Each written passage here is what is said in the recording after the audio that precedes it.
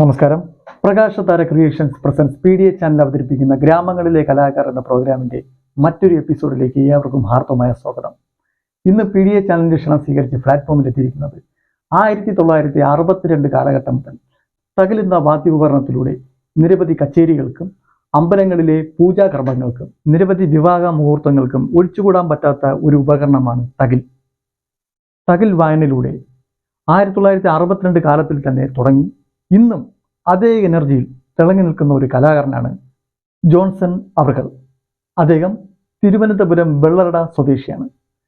താങ്കൾക്ക് PDA ചാനലിന്റെ പ്ലാറ്റ്ഫോമിൽ ഹാർദവമായ സ്വാഗതം. നമസ്കാരം. ഇപ്പോൾ താങ്കൾ 1962 കാലഘട്ടം മുതൽ തന്നെ തകിൽ എന്ന വാദ്യോപകരണത്തിലൂടെ താങ്കൾ രംഗപ്രവേശനം ചെയ്തിട്ടുണ്ട്. അപ്പോൾ എങ്ങനെയാണ് ഇതിലേക്ക് കടക്കാനുള്ള ഒരു സാഹചര്യം എങ്ങനെയാണെന്ന് വിശകലനം ചെയ്യാൻ പറ്റൂ? പറയാം. എനിക്ക് കർണാടിക് സംഗീതത്തോട് വളരെ താല്പര്യമുള്ള ഒരു വ്യക്തിയാണ് ഞാൻ. നാദസ്വരം നേരത്തെ ഞാൻ പഠിക്കുന്നതിന് മുമ്പ് നാദസ്വരം കച്ചേരിയൊക്കെ കേൾക്കാൻ പോകും. അപ്പോൾ അതിൻ്റെ ആഗ്രഹം ഉള്ളതുകൊണ്ട് എനിക്ക് തകില് പഠിക്കണമെന്ന് ആഗ്രഹം തോന്നി. എൻ്റെ ഗുരു ദേവസ്വം ബോർഡിലെ ജീവനക്കാരായിരുന്നു. അദ്ദേഹത്തോട് ഞാൻ തുടങ്ങി പഠിച്ചു.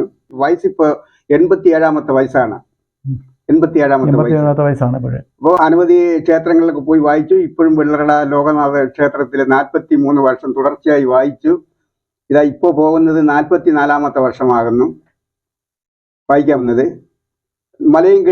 മലയൻകീഴ് കോപ്പറേറ്റീവ് ബാങ്കിന്റെ കീഴിലുള്ള മണ്ഡപത്തിലും 35 വർഷം കഴിഞ്ഞ് വായിക്കാൻ പോയിട്ട്. ഇപ്പോൾ താങ്കളുടെ ചെറുപ്രായത്തിൽ താങ്കൾ ഇതിലേക്ക് കടക്കാനുള്ള സാഹചര്യം എങ്ങനെയാണ്? എൻ്റെ ചേച്ചിയുടെ ഭർത്താവ് നാദസ്വരം വായിക്കുന്ന കേട്ടതുകൊണ്ട് അതിൻ്റെ ആഗ്രഹം, ആ കർണാടിക് സംഗീതത്തോടുള്ള ആഗ്രഹം കരുതിയാണ് ഞാൻ തകിൽ പഠിക്കാൻ കാരണം. 2 വർഷം തുടർച്ചയായി പഠിച്ചതിന് ശേഷം പിന്നീട് മധുരയിലേക്ക് പോയി. അവിടെ പോയി വലിയ വിദ്വാന്മാരുടെ കൂടെ അവിടെ നാദസ്വര കച്ചേരികളൊക്കെ കേട്ടു.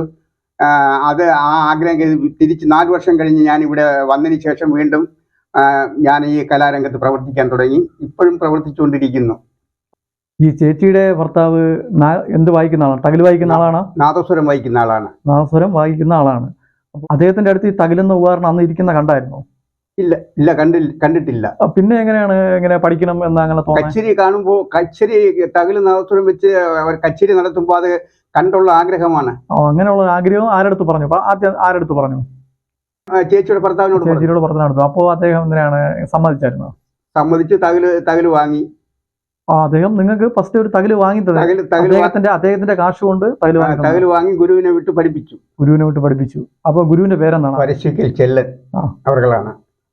ദേവസ്വം ബോർഡിലെ ജോലിയുള്ള ആളായിരുന്നു. നെയ്യാറ്റിൻകര കൃഷ്ണൻ കോവിലില് വായിച്ച ആളാണ്. പെൻഷനായതിനു ശേഷം മരിച്ചുപോയി. മരണപ്പെട്ടു അദ്ദേഹം.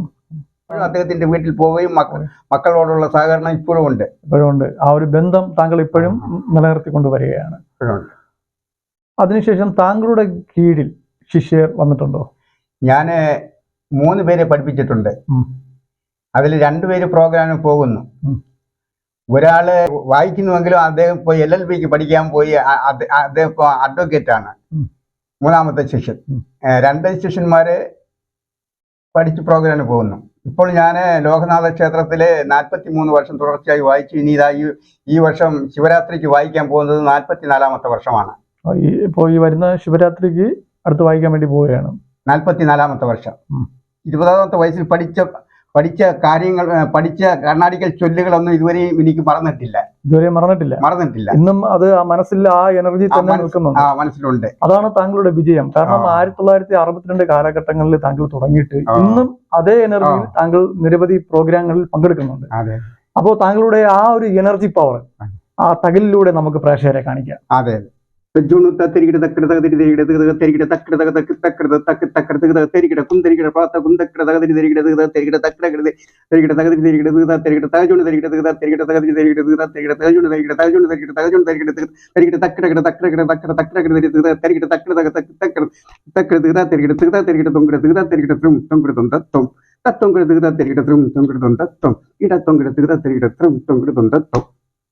കീർത്തനത്തിൽ വായിക്കുന്നതിന് മുമ്പ് നാദസ്വരക്കാരൻ രാഗം വായിക്കുമ്പോൾ വായിച്ച ഉടനെ വായിക്കുന്ന ചൊല്ലാണ് ഇത് ഇപ്പോൾ വായിച്ചത്.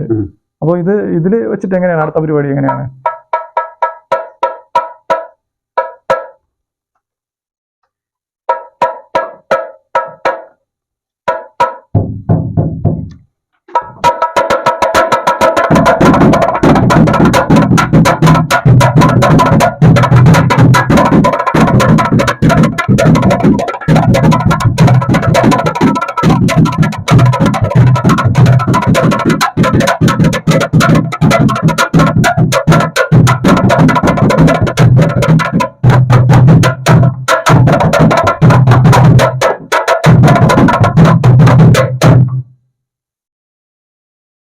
ഈ ചൊല്ല് വായിച്ചതിന് ശേഷം കീർത്തനം തുടങ്ങും. ഇത് വായിച്ചതിന് ശേഷം അടുത്തവിടെ കീർത്തനം വായിക്കാൻ തുടങ്ങും. ഇത് വെച്ചിട്ട് തന്നെ ഇപ്പൊ ഇത് കൂടാതെ വേറെ എന്താണ് ഇതിൽ നമുക്ക് വായിക്കാൻ പറ്റുന്നത്? വേറെ പൂജ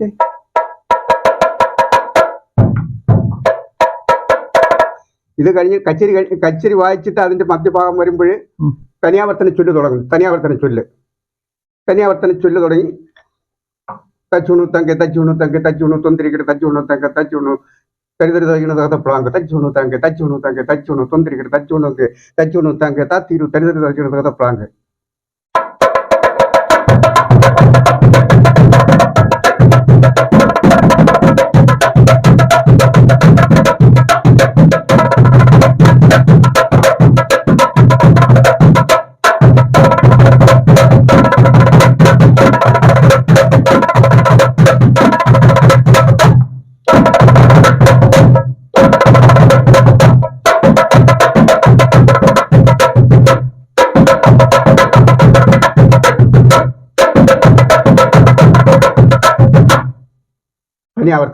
തനിയാവർത്തനം താങ്കൾ അതിമനോഹരമായി വായിക്കുന്നുണ്ട്.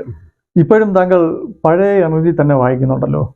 അപ്പോൾ വേറെ ഒന്നല്ല ചോദിക്കുന്നത്, ഇപ്പോ താങ്കൾ ദിവസേന സാധകം ചെയ്യുന്നുണ്ടോ? അതെ, സാധകം ചെയ്യുന്നുണ്ട്. അപ്പോൾ രാവിലെ എത്ര വെളുപ്പിന് തുടങ്ങും? വൈകുന്നേരമാണ് സാധകം ചെയ്യുന്നത്. വൈകുന്നേരമാണ് എല്ലാ ദിവസവും? പഠിച്ചുകൊണ്ടിരുന്ന കാലം 4 മണിക്ക് സാധകം ചെയ്യും. ഇപ്പോഴേ പിന്നെ വൈകുന്നേരം സാധകം ചെയ്യും. ഒരു എത്ര സമയം എടുക്കും? അരമണിക്കൂർ 1 മണിക്കൂറൊക്കെ ഇരിക്കും. 1 മണിക്കൂറൊക്കെ അരമണിക്കൂർ 1 മണിക്കൂർ ഇരുന്ന് സാധകം ചെയ്യും. അപ്പോൾ താങ്കൾക്ക് എത്ര മക്കളാണ്? 3 മക്കള്. 3 മക്കൾ. അവർ ഏതൊക്കെ മേഖലയിൽ പ്രവർത്തിക്കുന്നുണ്ട്? മൂത്തയാള് സംഗീത കോളേജിലെ വയലിൻ പഠിച്ചു. ഇപ്പോൾ വീട്ടിലെ മ്യൂസിക് സ്കൂൾ ഇട്ടിരിക്കുകയാണ്. ജോസ് പ്രകാശ്. രണ്ടാമത്തെ മകൻ സാമാണ്. ഗാനമേളയ്ക്ക് മാനേജ്മെന്റ് വഹിക്കുന്ന ആളാണ്. ആ ഗാനമേളയുടെ പേരെന്താണ്? ആ ട്രൂപ്പിന്റെ പേര്? തിരുവനന്തപുരം സ്വരധാര. തിരുവനന്തപുരം സ്വരധാരയെ കുറിച്ച് പറയുകയാണെങ്കിൽ ഇപ്പോൾ നമ്മുടെ കേരളത്തിന്റെ എല്ലാ മുക്കിലും മൂലയിലും അവർ പ്രോഗ്രാം അവതരിപ്പിക്കാൻ പോയിട്ടുണ്ട്. കേരളത്തിന് പുറത്ത് തന്നെ നിരവധി പ്രോഗ്രാമുകൾ അവർ ചെയ്തിട്ടുണ്ട്. അപ്പൊ ആ ട്രൂപ്പിന്റെ ഉത്ഭവം നമ്മുടെ തിരുവനന്തപുരം സ്വരധാര ഓർക്കസ്ട്ര. അപ്പൊ അതിൽ പ്രവർത്തിക്കുകയാണല്ലേ, അതിന്റെ മാനേജറാണ്. മൂന്നാമത്തെ മകൻ സൗണ്ട് സിസ്റ്റത്തിന്റെ മാനേജ്മെന്റ് വഹിക്കുന്നതും സൗണ്ട് എഞ്ചിനീയറിംഗ് കൂടെയാണ്. ഗാനമേളയ്ക്ക് സൗണ്ടിന്റെ ഫുൾ സൗണ്ട് കൈകാര്യം ചെയ്യുന്ന ആളാണ്. അപ്പോൾ ഒരു കുടുംബത്തിൽ നിന്ന് തന്നെ അപ്പോൾ എല്ലാവരും ഉണ്ട്. അപ്പോൾ വളരെയധികം സന്തോഷം തോന്നുന്നുണ്ട്. കാരണം താങ്കളുടെ മക്കളും കലാരംഗത്ത് പല മേഖലയിൽ നല്ല ഉന്നതരായി ഇപ്പോഴും പ്രവർത്തിച്ചുകൊണ്ടിരിക്കുകയാണ്. സ്റ്റേജ് പ്രോഗ്രാം കൂടാതെ ഇപ്പോൾ നിരവധി പാട്ടുകൾക്ക് വായിക്കാൻ പോയിട്ടില്ലേ? അതെ, പോയിട്ടുണ്ട്. നാടൻ പാട്ടുകൾക്ക് വായിക്കാൻ പോയിട്ടുണ്ട്. നാടൻ പാട്ടുകൾക്ക് ഇതിന്റെ കൂടുതൽ സാന്നിധ്യം വരുന്നുണ്ടല്ലേ? അതെ, അത് തകലിനാണ് കൂടുതലും സാന്നിധ്യം. നാടൻ പാട്ടിന് കൂടുതൽ അതിന്റെ ഒരു ഇത് വരുന്നത്. എന്നാൽ ഇപ്പോൾ തന്നെ ചില സിനിമാ പാട്ടില് ഇങ്ങനെ അമ്പലം ബേസ് ചെയ്തും അല്ലാതെ അങ്ങനത്തെ ഒരു സാഹചര്യത്തിൽ വരുന്ന പാട്ടുകൾക്കെല്ലാം തകിൽ എന്ന വാദ്യോപകരണം ഇന്നും നിലയ്ക്കുന്നില്ല. അതെ. ഇത്രയും വർഷം കൊണ്ട് താങ്കൾ ഇപ്പോൾ ഈ രംഗത്ത് പ്രവർത്തിക്കുന്നുണ്ട്. ഇനി ഇത് പഠിക്കാൻ ആഗ്രഹമുള്ളവർ ആരെങ്കിലും ഇന്നത്തെ കാലഘട്ടത്തിൽ മുൻനിരയിൽ വന്നിട്ടുണ്ടോ? ഈ 3 പേര് പോയിട്ട് വേറെ ആരും ഇല്ല. ഇപ്പോൾ വരുന്നില്ല. കാരണം ഇത് പഠിക്കണമെങ്കിൽ അതിന്റെ വരെ ഒരു ചെറിയൊരു ഇൻട്രസ്റ്റ് കൂടെ വേണം അല്ലേ? അതായത് എന്താ പറയാ, ഒരു കല നമ്മുടെ മനസ്സിൽ ഒരു ഇത് വേണം, താളവും കലാപ്രേരണ ഉണ്ടാകണം. പിന്നെ സ്വയം ഇത് നമുക്ക് തോന്നണം, ഇതെനിക്ക് പഠിക്കണം എന്നുള്ള ഒരു ആഗ്രഹവും കൂടെ മനസ്സിൽ വേണം. നമുക്ക് അടിച്ച് ആരെയും പഠിപ്പിക്കാൻ പറ്റില്ല.